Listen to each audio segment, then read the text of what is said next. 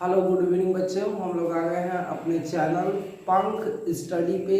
ये biology class 10th का chapter respiration श्वसन पढ़ेंगे। आज देखते हैं श्वसन में कौन से टॉपिक को पढ़ना है, कौन कौन सा टॉपिक इंक्लूड है, सारे श्वसन के पार्ट के बारे में जानेंगे। चलिए देखते हैं। श्वसन को इंग्लिश में रेस्पिरेशन कहा जाता है। रेस्पिरेशन का मतलब होता है श्वसन। इस चैप्टर में आप पढ़ेंगे रेस्पिरेशन किसे कहते हैं, टाइप्स ऑफ रेस्पिरेशन, श्वसन के प्रकार क्या हैं, ह्यूमन रेस्पिरेटरी सिस्टम, पूरा मनुष्य के रेस्पिरेटरी सिस्टम के बारे में आप जानेंगे। चलिए स्टार्ट करते हैं रेस्पिरेशन के बारे में। रेस्पिरेशन क्या होता है, चलिए स्टार्ट करते हैं रेस्पिरेशन। सबसे पहले इस चैप्टर में हम रेस्पिरेशन की बात करते हैं। तो रेस्पिरेशन क्या होता है, जिसको हिंदी में श्वसन कहते हैं। श्वसन हेडिंग लगाएंगे श्वसन। श्वसन किसे कहते हैं, तो श्वसन कोशिका में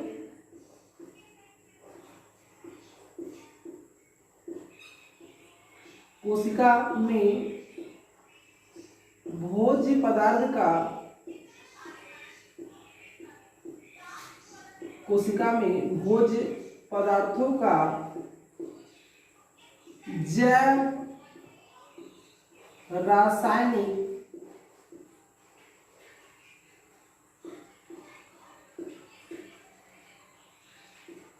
कोशिका में भोज्य पदार्थों का जैव रासायनिक ऑक्सीकरण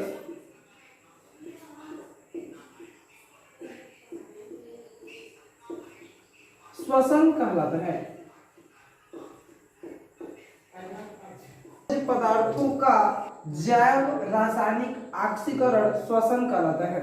देखिए, इससे पिछले अध्याय में हम लोग डाइजेशन पढ़े। डाइजेशन में सीखे कि जब हम भोज्य पदार्थ को लेते हैं तो भोज्य पदार्थ क्या होते हैं, डाइजेस्ट होते हैं, हमारे छोटी आंत में पहुंचते हैं और छोटी आंत में पहुंचकर वो अवशोषित होते हैं और अवशोषित होकर वो ट्रांसपोर्टेशन के माध्यम से या परिसंचरण तंत्र के माध्यम से वो कोशिकाओं में ग्लूकोज के रूप में पहुंच जाते हैं। या वही जो भोज्य पदार्थ कोशिकाओं में पहुंचे हैं उन्हीं को बोलते हैं क्या, भोज्य पदार्थ। और वही भोज्य पदार्थ कोशिका में क्या होते हैं, जैव रासायनिक ऑक्सीकरण द्वारा टूट जाते हैं, जिस क्रिया को श्वसन कहते हैं। चलिए आगे पढ़ते हैं श्वसन के प्रकार के बारे में। नोट कर लीजिए कि कोशिकाओं में भोज्य पदार्थों का जैव रासायनिक ऑक्सीकरण श्वसन कहलाता है। आगे चलते हैं श्वसन के प्रकार, टाइप्स ऑफ रेस्पिरेशन। आते हैं टाइप्स की बात करते हैं, श्वसन के प्रकार की टाइप्स की।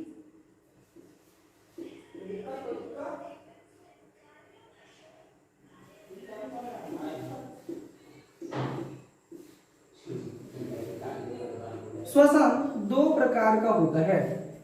पहला आता है वायवीय श्वसन,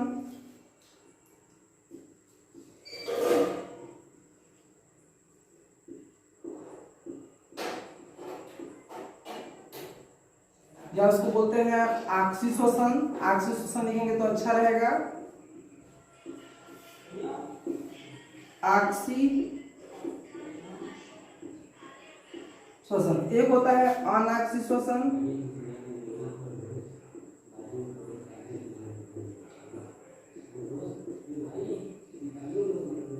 चलिए, श्वसन जीवों में दो प्रकार के देखे गए हैं। जीवों में श्वसन केवल दो प्रकार के पाए जाते हैं, एक ऑक्सी श्वसन, दूसरा अनऑक्सी श्वसन। समझते हैं ऑक्सी श्वसन के बारे में। ऑक्सी श्वसन क्या होता है, जब श्वसन की क्रिया या ग्लूकोज जब कोशिकाओं में ऑक्सीजन के प्रेजेंस में टूटता है तब इसको हम लोग बोलते हैं क्या, ऑक्सी श्वसन।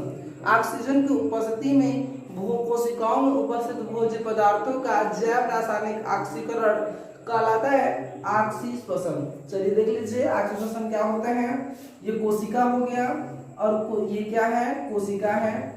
इसको देखेंगे, ये कोशिका है। कोशिका में ट्रांसपोर्टेशन द्वारा ग्लूकोज या भोज्य पदार्थ आता है। भोज्य पदार्थ किस रूप में आता है, ग्लूकोज के रूप में। और ग्लूकोज क्या होता है, ऑक्सीजन के प्रेजेंस में टूट जाता है कार्बन डाइऑक्साइड में और जल में। और इसी प्रोसेस को हम लोग बोलते हैं ऑक्सी श्वसन। ये भोज्य पदार्थ है या ग्लूकोज है जो ऑक्सीजन के प्रेजेंस में कार्बन डाइऑक्साइड और जल में टूट जाता है, इस क्रिया को बोलते हैं ऑक्सी श्वसन। चलिए ऑक्सी श्वसन के बारे में समझते हैं। ऑक्सी श्वसन जो हमारा सेल है उसमें दो भागों में पूर्ण होता है। ऑक्सी श्वसन सेलों में दो भागों में पूर्ण होता है। दोनों भागों के बारे में बात करेंगे। पहले भाग का नाम है ग्लाइकोलिसिस, ग्लाइकोलिसिस।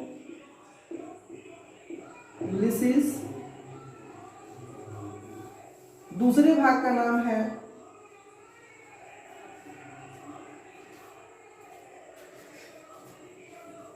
पहले भाग का नाम है ग्लाइकोलिसिस, दूसरे भाग का नाम है क्रेब्स चक्र,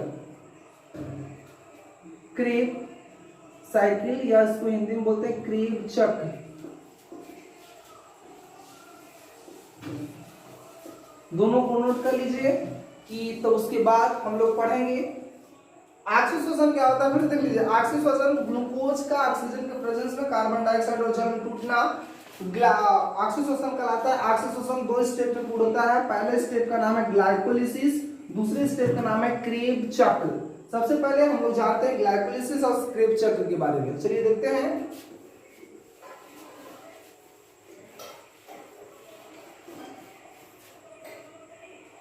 ऑक्सी श्वसन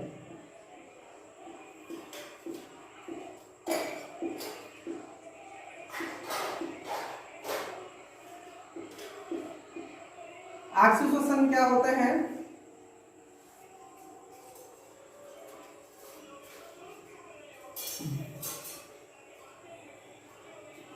ऑक्सीजन की उपस्थिति में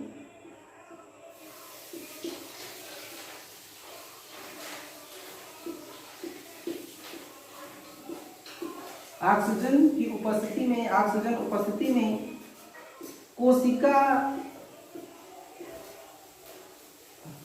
ऑक्सीजन की उपस्थिति में भोज्य पदार्थ का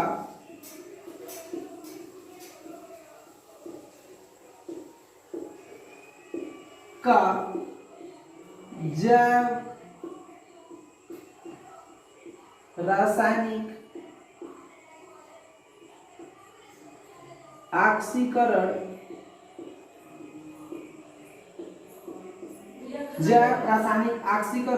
ऑक्सी श्वसन कहलाते हैं।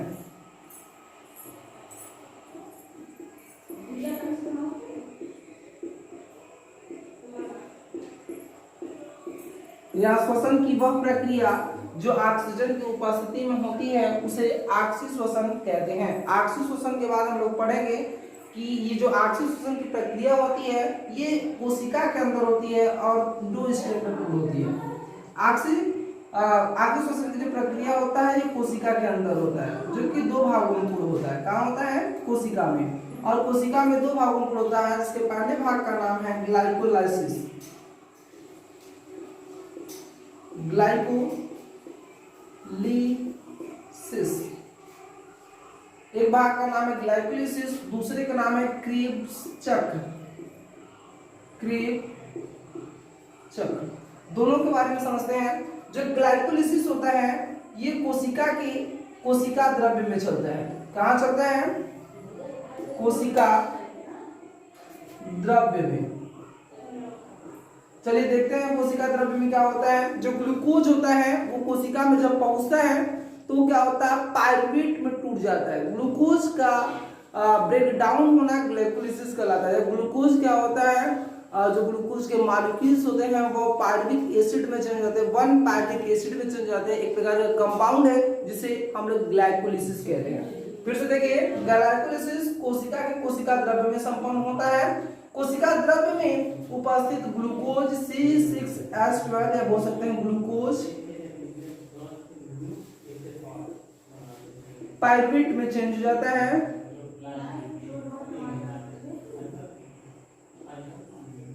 या इसको बोलते हैं पायरुविक अम्ल,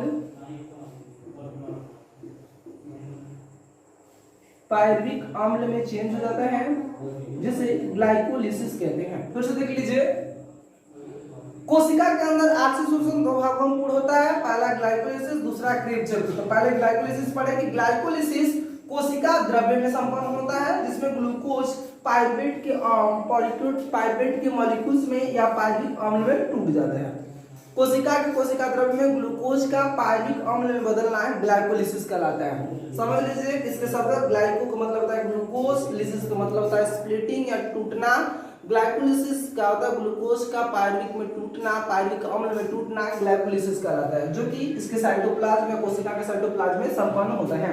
आगे चलते हैं, क्रेब चक्र के बारे में जानते हैं। क्रेब चक्र क्या होता है? ये पहला स्टेप रेस्पिरेशन ऑक्सीजन का पहला स्टेप संपन्न हुआ या पहला भाग पूर्ण हुआ। अब दूसरे भाग की बात करते हैं क्रेब चक्र के बारे में। चलिए देख लेते हैं क्रेब चक्र क्या होता है। जैसे ही पायरुविक एसिड बना है या पायरुविक अम्ल बना है, पायरुविक हिंदी में लिखिए, पायरुविक, जो पायरुविक अम्ल बना है वो पायरुविक अम्ल क्या होता है? माइटोकॉन्ड्रिया के अंदर जाता है।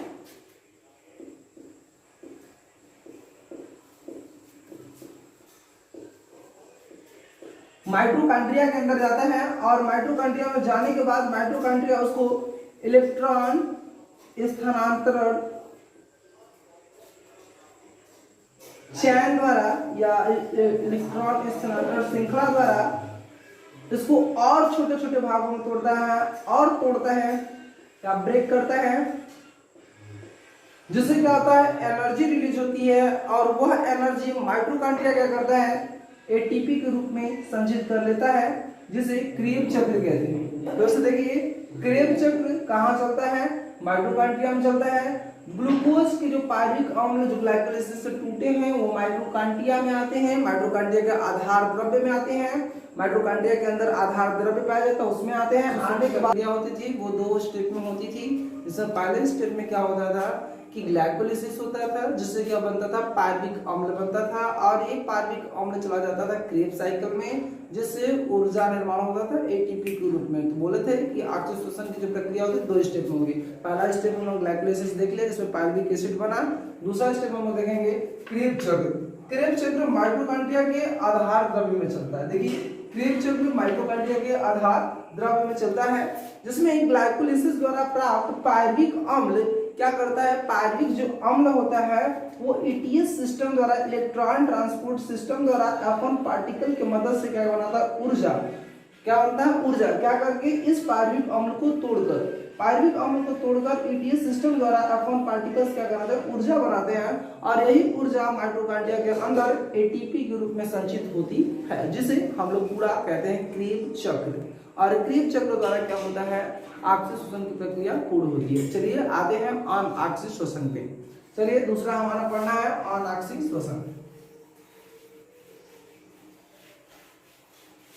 दूसरा पढ़ेंगे अनऑक्सिक श्वसन।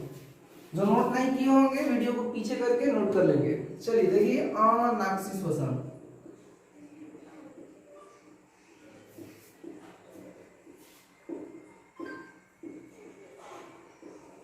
चलिए देखिए अनऑक्सिक श्वसन क्या होता है। तो लिखेंगे कि ऑक्सीजन की अनुपस्थिति में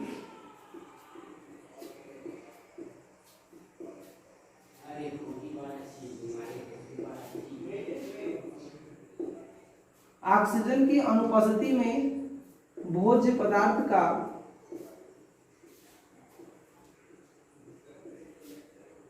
भोज्य पदार्थों का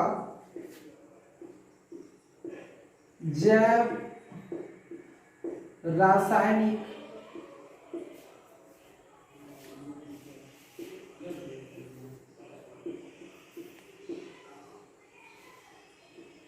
ऑक्सीकरण अनऑक्सिक श्वसन कहलाता है।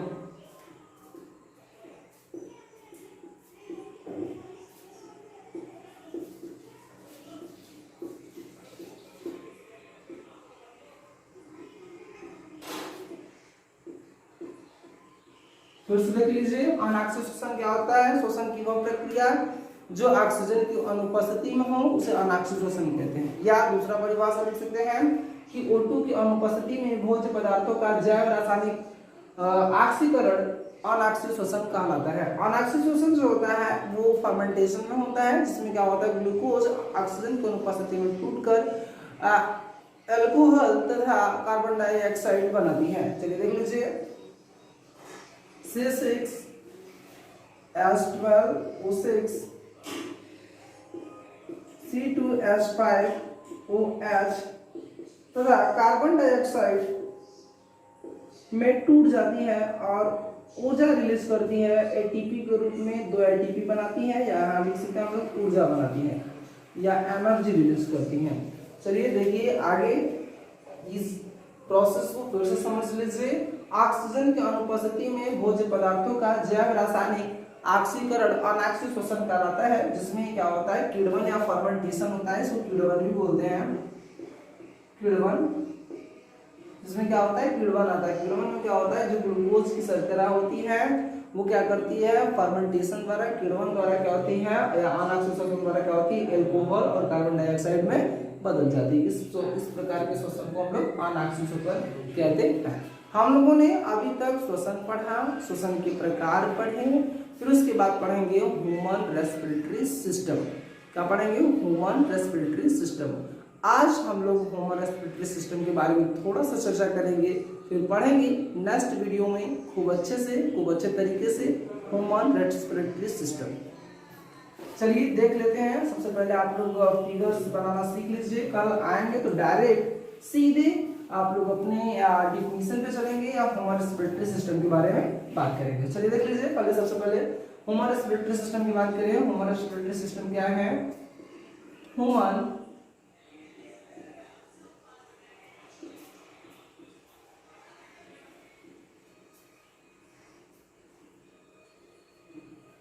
इसको बोलते हैं मानव श्वसन तंत्र। मानव श्वसन तंत्र।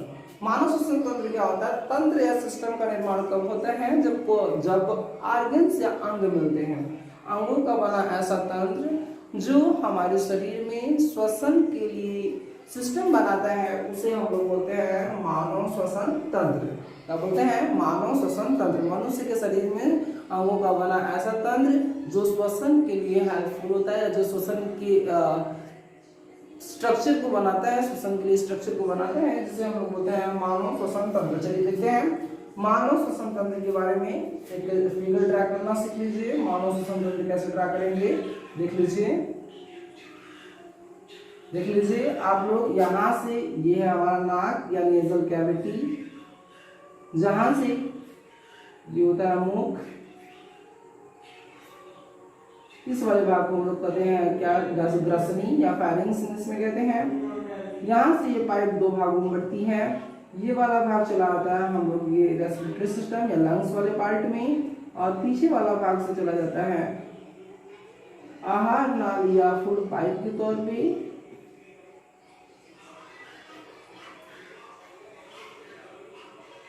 देख लीजिए कैसे बनाना है आपको।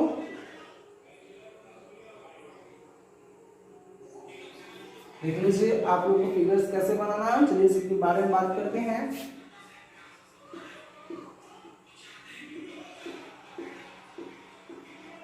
लंग्स है, देखिए ये इसका नोज है, ये इसका नेजल पैसेज है, इसको बोलते हैं नेजल कैविटी, इसको बोलते हैं नासिका गुहा। इस वाले पार्ट को हम लोग बोलते हैं फायरिंग्स या ग्रसनी। फायरिंग्स, इसको हिंदी में बोलते हैं ग्रसनी। इस वाले पार्ट को हम लोग बोलते हैं, यहाँ पे एक वॉइस बॉक्स लगा होते हैं, इसको यहाँ पे एक फ्लैप लगा होता है, ढक्कन लगा होता है, जिसको बोलते हैं इपिग्लाटिस या घंटी।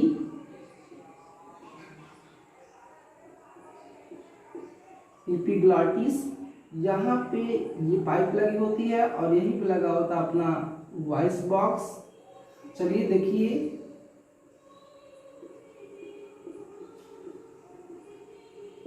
वॉइस बॉक्स लगा होता है। फिर इसके बाद ये है अपना ट्रैकिया, जिसको वायुनाल कहते हैं।